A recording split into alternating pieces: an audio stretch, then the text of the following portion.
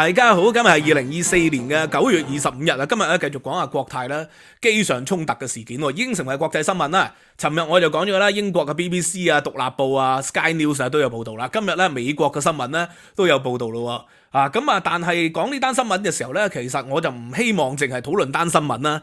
因為尋日我都係咁嘅。尋日我就講單新聞嘅時候咧，我就講嗰個道德嘅責任喎，就係法律、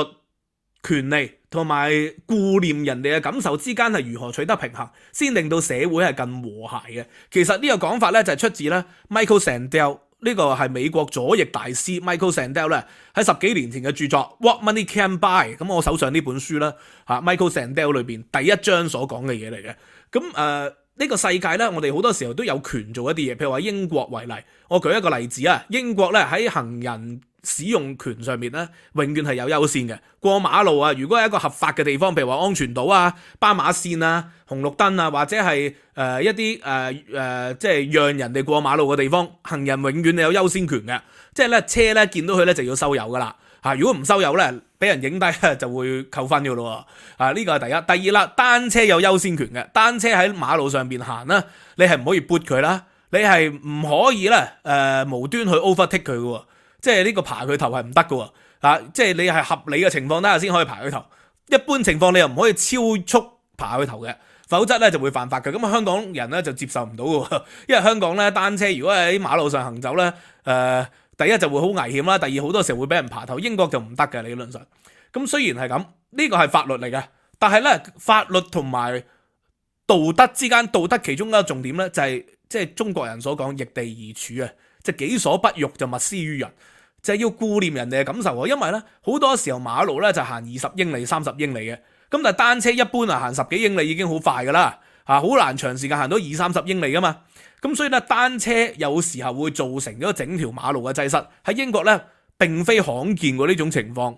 即係因為單車嘅問題導致到後邊係擠塞嘅，因為我要同佢同步啊嘛，佢行得慢我行得慢，我亦都唔可以輕易地 overtake 佢，咁所以造成擠塞咯。咁法律上佢有咁嘅權利嘅，但係係咪都要考慮顧念後邊嘅感受呢？如果後邊大擠塞，後邊咧，後邊啲人講時間翻學、放學、放工接細路放學，咁就會造成人哋嘅不便嘅咯。咁所以有權係咪可以用到盡呢？呢個就係尋日我想講嘅重點嚟嘅。其實我尋日都唔係講國泰機上面嘅爭執，因為爭執呢，我就已經好明確指出咗呢，嗰個夫婦無論如何點都唔啱噶啦，態度惡劣。而你將問題升級，就係指控人哋係大陸女。有啲人話只有大陸女點解歧視啊？美國仔唔通有歧視啊？即係我就講噶啦，你可以鬧人，可以批評人哋，但係咧就唔好講人哋嘅身份，因為將問題咧就轉移到喺身份上邊咧，其實呢個就係唔講道理嘅。呢一種係一種即係訴諸呢個種族、訴諸國籍嘅一種手段嚟噶嘛，就係將呢個點嘅問題變成面嘅問題。咁呢個係一個唔合理嘅討論嚟嘅。轉移視線嘅形式嚟嘅，乾坤大挪移，簡單嚟講就係。咁其實我琴日就係已經好明確表達咗我立場，但係仍然有啲人話我係偏幫嗰個香港夫婦，好笑啊！因為我指出咗有權唔應該用到盡，有啲人話喂，咁坐喺嗰個凳上面挨後係佢嘅權利，挨後點解叫有權用到盡啊？呢個就係我所講嗰個單車問題啦。單車有權喺行人喺呢個馬路行駛，但係如果見到真係塞車嘅，係咪都要讓一讓呢？或者係上行人路避一避咧，或者係去其他地方路線咧，咁呢個係一個顧念啊嘛，就係所謂嘅己所不欲勿施於人。如果用左派嘅角度咧，John Rawls 所講嘅就係無知之幕喎。因為咧有時候咧我哋係踩單車啫，有時候我哋會搭巴士喎，有時候我哋會揸車，有時候我哋會做乘客。咁所以咧我哋唔係淨係考慮今次我踩單車係咪可以咧完全咧將個權利用盡，因為我哋都會考慮下，如果我哋喺後邊。下次我哋喺後邊嘅時期，人哋用盡嘅權利，我哋接唔到個小朋友準時放學，可能會令到個仔個女喊嗰個感受嘅。所以咧，社會點樣先能夠和諧咧？除咗權利，仲要考慮權利以外嘅嘢，就係呢個人情啦，同埋呢個顧念人哋嘅處境啦。呢個叫無知之幕，中文叫做易地而處，其實就係大概係咁解釋啦。咁啊，所以我就話啦，嗰件事咧其實冇乜好評論嘅，因為我哋唔知件事嘅全面真相啊，咁啊嗰兩個香港人咧鬧人，咁呢個惡劣我哋知啦，但係之前係如何導致件事件升級咧，我哋唔知噶嘛，咁啊而家只係啲人嘅訪問，咁啊訪問嘅時期就話後邊咧就係嗰個女士好聲，係咪好聲好氣我哋唔知，就問佢可唔可以挨翻直，因為影響佢丈夫睇電視。咁影響丈夫睇電視似乎唔係一個合理嘅要求嚟嘅，因為電視咧係可以有角度調整嘅。角度調整，咁啊如果調整唔到個角度嘅話咧，咁啊可能係個機耳問題啦，就要同空中服務員溝通咯。我都試過喎，我試過直頭挨後個掣咧撳落去冇反應喎，即係我想挨翻直啊，挨唔到啊，竟然係後來要調位先得。咁啊呢個係試過啦咁嘅情況。咁啊所以咧當時到底點樣升級我哋唔知嘅。咁係咪對方有禮貌，而另外一個冇禮貌，還是兩個都冇禮貌咧？而變成係咁樣咧，我哋暫時無從判斷。咁但係呢件事引申咧，我想講一個倫理嘅問題啦。而家咧佢就係呢個投訴人啊，就係指控啦。喂，空中服務員當時咧就要求佢妥協，佢認為佢唔應該妥協，因為咧向後邊挨咧係佢嘅權利嚟嘅。咁呢個搭長途機都知啦，十幾個鐘頭如果你唔向後邊挨咧，可能都好辛苦，而且真係佢權利嚟嘅，唔係食飯時間你憑咩叫我坐翻直啊？所以佢認為空中服務員要求佢坐翻直係一件唔合理嘅做法，咁啊當時空中服務員似乎係息事寧人啦，要求佢挨翻直，咁而挨後咧係佢嘅權利，當時嗰個爭論點喺呢度，咁所以咧佢認為咧國泰係應該要加強培訓，係咪空中服務員佢冇一個接受專業嘅培訓啊？所以叫佢挨翻直啊？呢個第一，第二啦，係咪冇清楚嘅規章章程係講俾人聽？幾時可以挨後，幾時可以伸直咧？因為經濟學大師咧高斯啊，諾貝爾經濟學獎得主就係曾經講過咧，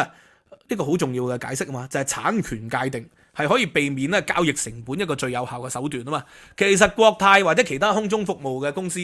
你係產權界定，你係寫得清楚幾時可以向後挨，幾時唔可以向後挨，你寫得清清楚楚喺個電視上面播放出嚟。有一個規則，咁啊一般情況就唔會有拗撬啦。咁呢個就係法律啦，或者呢個叫權利啦。有產權界定咧就唔會嘅。咁但係咧有時真係我哋要考慮，如果後邊嗰人係好肥胖人士或者係好高嘅，你向後挨咧就會導致到後邊嗰個空間少咗，對方咧亦都可能咧會變成有痛苦啦坐得。咁有時我哋要顧念，我就話啦，人情同埋呢個權利之間要平衡啦。譬如話你可以向後挨，但係個時間係咪唔好咁長咧？呢個第一，第二你可以向後挨，但係咧你又要考慮下人哋個感受，不如個角度唔好咁傾斜啦。咁呢一種就係顧念咯，就係令到社會更加和諧嘅手段嚟嘅潤滑劑嚟嘅。又或者如果真係好需要向後挨啦，對方又唔肯向後挨，係咪考慮同後邊調位咧？咁呢個都係一個手段嚟嘅，即係譬如話我舉例喺飛機上面咧熄咗燈嘅時間，我哋都可以睇書嘅。咁但係一般我就唔會咁做啦，因為我睇書咧可能會影響到隔離啦。佢會瞓唔到覺啦，所以咧我有權熄咗燈嘅時候咧，我都開上面盞燈睇書嘅，我係有權嘅。咁但係咧我都會顧念周邊啲人咧瞓覺嘅感受，因為如果調翻轉逆地而處，如果人哋睇書我又瞓覺，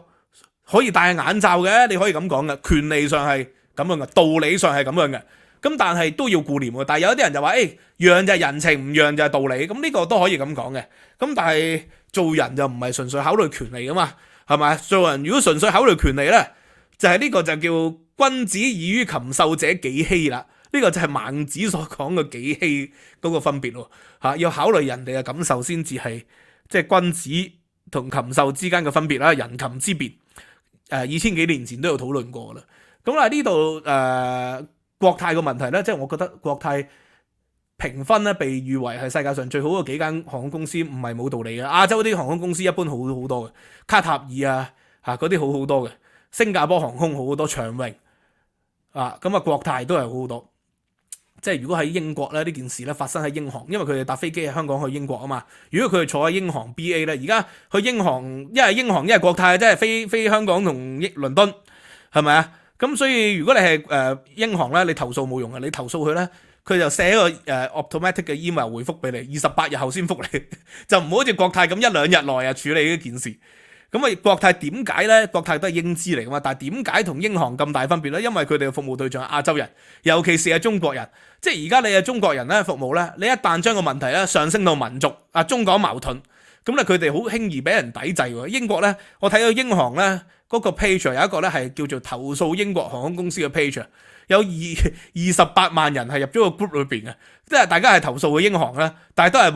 冇人理睬啊！英航係唔會理睬你，我都投訴過英航，我暑假嘅時候投訴過英航，佢都唔理睬你。28日後佢叫你寫信另外一個部門嘅啫，不斷咁互相推嚇，咁啊到而家我都 claim 唔到嗰個旅遊保險啊即係冇咗呢個嘅7000磅，另外我仲要買多2100磅嘅機票啊咁啊，所以呢個都係好肉赤嘅事。咁咧呢度衍生咧 What Money Can Buy 咧第一個 chapter 所講嘅嘢，即係左派咧，我有時有啲嘢同意左派，頭先所講無知之幕嘅嘢我同意左派，但係左派有一個咧好奇怪嘅論述咧，佢就認為有啲嘢唔應該可以用錢去買嘅，就譬如話咧搭飛機咁啊，空間咧可以用錢買噶，咁你坐 Premium Econ 同埋坐 Econ 嘅位咧都係爭好遠噶啦嚇，咁啊坐 Econ 嘅位咧就擠迫好多，坐 Premium Econ 咧就闊落一啲，隻腳咧喺前面咧就可以有地方可以放置嘅嚇，唔單止係相對佢冇伸得好直啦，但係可以起碼有嘢可以晾腳啦，呢個係幾好嘅。咁啊其次咧就係起碼啲餐飲會優先啦，係咪啊？咁但係始終都係 Econ 嘛，你 check in 行李嘅時候冇分別嘅。但係如果你坐 business class 咧，你 check in 行李咧又可以優先 check in 嘅。唔單止咁，business class 或者頭等咧，你就可以咧優先入閘嘅。而入閘嘅時期好多機場啊，喺好多機場都可以有呢個嘅優先位係進行呢個嘅安全檢查嘅安檢嘅。佢安檢嘅隊咧喺希斯路為例，喺新加坡嘅機場為例，喺台灣嘅機場、日本嘅機場都係咁樣。香港而家係點我就唔知啊，都係分開嘅，即係 business class 同埋呢個 first class 咧就係另外一個安檢。咁咧 Michael Sandel 呢本書寫到咧咁係唔公平嘅，因為如果係純粹私人嘅，你中意坐頭等或者中意坐商務位，你可以完全瞓晒，有自己獨立嘅空間，我可以攬住個女一齊瞓都得，係咪啊？咁呢個係你個人嘅行為啊。但係如果係機場安檢咧，就應該係平等嘅，因為無論你係億萬富翁還是係一般嘅老百姓，你都應該要平等地面對住安檢呢個問題。但係咧，倫敦嘅機場咧就係即係一般，如果你坐 Econ 或者廉航都好啦，喺倫敦譬如話咧，有一個我之前搭過 Gatwick 嘅機場，我加15磅一個人啦，我一家4口啫嘛，15磅一個人，我哋就可以優先安檢噶啦嚇，優先安檢就快啲啦，快半個鐘啦，15分鐘至半個鐘啦。咁當然即係我女好細嘅時候咧，推住 BB 車咧，佢都有優先安檢嘅。但係另外每一個人俾15磅咧，就可以有優先安檢。咁所以我通常咧飛短途咧，我都會搭嗰個，我都會用嗰個優先安檢嘅，因為真係排少啲隊喎，排少半個鐘都好啊嘛，舒服啲啊嘛，冇咁擠迫嘛，而且空氣好啲啦，冇咁人多嗰度地方。咁咧 Michael Sandel 認為呢種做法咧係唔公義嘅。點解唔公義咧？有錢嘅人就可以縮短啲時間，縮短啲時間啦，咁有錢嘅人咪更有錢啦。窮嘅人咧，佢要長啲嘅時間，結果窮嘅人咧，佢就會更窮啦。因為咧，你每一個領域咧，你就可以慳翻啲錢，慳翻啲時間，你就可以賺多啲錢喎。窮人咧就永遠咧，因為佢窮就要花好多時間人生去排隊，係睇醫生又係咁樣嚇，睇醫生咧優先同埋窮人嘅排隊。國會聽證會又係喎。咁啊有錢嗰啲人咧可以僱用人哋去排隊。咁啊我以前咧話譬如話咧，有時買啲衫咧有限量版啦。我記得有一年咧好多年前咧 H&M 同埋呢個 Come On des Garçons 咧 crossover， 我就好中意 Come On des Garçons啊嘛嚇。咁我就咧請個學生俾咗幾百蚊佢，就去排隊。結果佢就買到我幾件好中意嘅 Come On des Garçons 同 H&M crossover 嘅衫啦。咁喂有錢嘅人咧就可以用呢個方法咧僱用啲人去得到佢自己喜歡嘅嘢。窮嘅人、普通人就冇辦法。咁啊，凡係公共領域嘅，包括係飛機場啦，還是係呢個嘅睇醫生，甚至乎係聽證會、國會聽證會。咁啊，而家出現代排隊 ，Taylor Swift 又係啦，代排隊喎。咁啊 ，Taylor Swift 英國嘅球場亦都係喎，代排隊。咁啊，你想睇曼聯對曼城打比，哇！咁你就揾人代排隊，咁你就可以買到你想睇嘅飛。否則嘅話咧，一般嘅人咧就要花好多時間啦，漏夜去排隊或者咧定期去撳電腦。英國又係喎，考車咧朝頭早咧6點幾咧就要起身去撳掣，去攞嗰個即係考車個時間啊。咁但係有啲專業嘅人咧，就攞晒啲考車嘅時間，然後再出去放售喎。咁呢個就係呢本書所講嘅 What Money Can Buy， 應唔應該咧？咁如果喺右派嘅角度嚟講咧，覺得冇問題啊。有能力嘅人，佢可以付得起錢，而且佢可以創造工作機會，創造就業機會，代排隊啊嘛，係咪啊？安檢，咁你亦都可以創造咗多一個安檢嘅位置啊！咁又何樂而不為啊？而且咧，有能力嘅人就應該有好啲嘅生活啦。如果有能力嘅人都冇好啲嘅生活嘅話，點鼓勵啲窮人變成努力，透過努力變成即係中產？中產點會努力變成富人啊？咁所以喺右派角度嚟講咧，窮人係 deserve 花多啲時間嘅，有錢人咧係 deserve 咧係即係有更好嘅享受，令到社會更加有階級嘅動力。呢個係右派嘅理論，左派認為咁樣唔公平啊！最好大家一齊排隊，係咪啊？窮人有錢人一樣要排8個鐘，一樣排6個鐘、3個鐘，要聽證會一樣要喺門口排8個鐘，咁樣先至叫做公平。